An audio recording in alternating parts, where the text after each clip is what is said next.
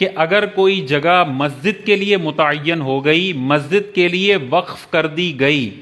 تو وہ پھر ہمیشہ ہمیشہ کے لیے مسجد کے لیے وقف ہو گئی۔ اور مسجد کی ڈیفینیشن یہ ہوتی ہے کہ مسجد زمین سے لے کے آسمان تک مسجد ہوتی ہے،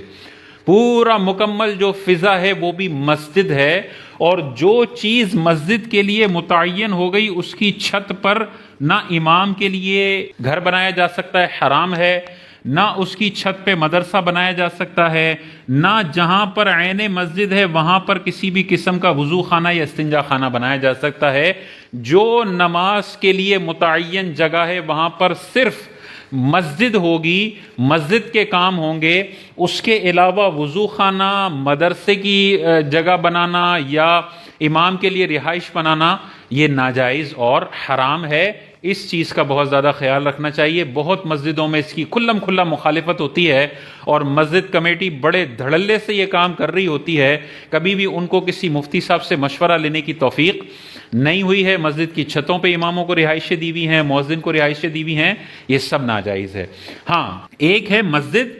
جو بالکل جہاں پر صفیں بنی ہوئی ہیں اور جو نماز پڑھنے کے لیے متعین ہے، اور ایک ہوتی ہے فنائے مسجد، یعنی مسجد کے ارد گرد کا ایریا جو مسجد کی سہولت کے لیے بنایا گیا ہو، یعنی اسے نماز پڑھنے کے لیے متعین نہیں کیا وقف کرنے والے نے، بلکہ اسے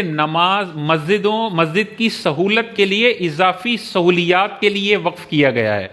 تو فنائے مسجد کے اندر وضو خانہ بھی بن سکتا ہے، فنائے مسجد میں استنجا خانہ بھی بن سکتا ہے، امام کی رہائش بھی بن سکتی ہے، اور فنائے مسجد میں اگر وقف کرنے والے نے اجازت دی ہے تو مدرسے کا قیام بھی ہو سکتا ہے۔ لیکن جو چیز ایک دفعہ مسجد بن گئی وہ آسمان تک مسجد ہے، اب اس میں اوپر کنسٹرکشن مسجد کے علاوہ مقاصد کے لیے جائز نہیں ہے۔ ہاں، اگر مثال کے طور پہ یہ بلڈنگ ہے اور اس میں 1 فلور، 2 فلور، 3 فلور، 4 فلور مثال کے طور پہ، پہلے یہ بلڈنگ بن گئی اور پھر بلڈنگ کا مالک کہتا ہے کہ جو گراؤنڈ فلور ہے نا اسے میں مسجد کے لیے وقف کرتا ہوں،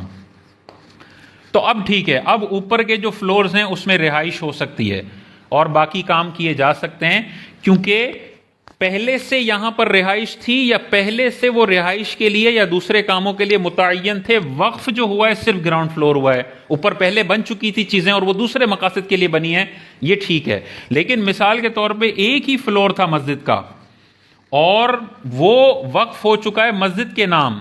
اور اب اوپر 4 منزل بنائی جاتی ہے اور اس میں رہائشیں کی جاتی ہیں، تو اب یہ حرام ہوگا، کیونکہ جب ایک دفعہ وقف ہو گئی تو آسمان تک وہ مسجد ہے۔ یہاں پر تو پہلے سے کنسٹرکشن کسی اور مقصد کے لیے ہوئی بھی ہے، وہ مسجد ہے ہی نہیں، وہ تو کسی اور چیز کے لیے ہے، تو پھر نیچے والی چیز مسجد رہے گی، اوپر کسی اور مقصد سے کیا جا سکتا ہے۔ جن مسجدوں میں امام کو مسجد کی چھت پر رہائش دی ہوئی ہے، جہاں صفیں لگتی ہیں وہاں وضو خانے بنے ہوئے ہیں، اور یا خدا نخواستہ مسجد کے اندر استنجا خانے بنے ہوئے ہیں، یا مسجد کے اندر مدرسے کا پورا اہتمام کیا گیا۔ ایک تو یہ ہے نا کہ مسجد کی صفوں میں بچے قرآن پڑھ رہے ہیں اور قاری صاحب ان کو قرآن سکھا رہے ہیں، وہ ٹھیک ہے، لیکن ایک یہ ہے کہ پورا مسجد کا دفتر بنا دینا، مدرسے کا دفتر بنا دینا، قاری صاحب کی بیٹھک بنا دینا،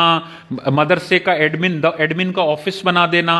یہ جو مدرسے کا پورا ایک مینجمنٹ کا اور پورا ایک ایڈمنسٹریشن کا پورا ڈپارٹمنٹ ہے، پورے دفاتر ہیں، یہ مسجد کی باؤنڈری میں کرنا ناجائز اور حرام ہے۔ اس کے لیے الگ عمارت الگ جگہ پہ کھڑی کی جائے گی، مسجد کے لیے وقف چیزوں میں یہ چیزیں نہیں کی جا سکتی۔